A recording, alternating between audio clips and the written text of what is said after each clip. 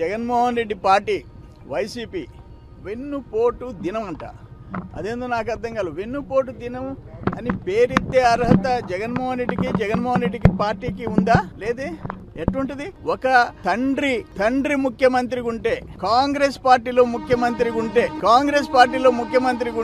43,000 కోట్ల కుంభకోణంలో ముద్దాయి ఎవరు? జగన్మోహన్ రెడ్డి. రాజశేఖర రెడ్డి సీఎం ఉంటే కాంగ్రెస్ గవర్నమెంట్ లో నువ్వు సంపాదించింది 43,000 కోట్లు. ఈ దేశంలో ఎవరైనా ఒక ముఖ్యమంత్రి కొడుకుగా 43,000 కోట్లు ఓపెన్ గా పట్టుకొని సిబిఐ కేసు పెట్టిందంటే, 2012లో పెట్టిందంటే, 13 years బ్యాక్ పెట్టిందంటే, నీకు వెన్నుపోటు అని పేరెత్తే అర్హత నీకుందా? పదం పలికే అర్హత ఉందా? అయిపోయింది.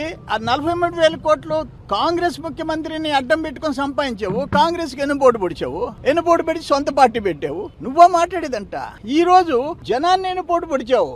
నువ్వు ఒక్క ఛాన్స్ అని చెప్పి నువ్వు కలిసిన కల్తీ మద్యం తాగిచ్చి 1,000 మందిని చంపి లక్షల మందిని బెడ్రెడన్ చేసావు, మంచం ఎక్కించావు. ఎంత? ఈ రోజు సిఐడి ఎంక్వైరీలో ఇప్పటికి తేలింది 3,200 కోట్లు. ఒక బోఫర్స్ ఎంత? 60 కోట్లు. ఒక 2G స్కామ్ ఎంత? 100 కోట్లు. నీ స్కామ్ ఎంత?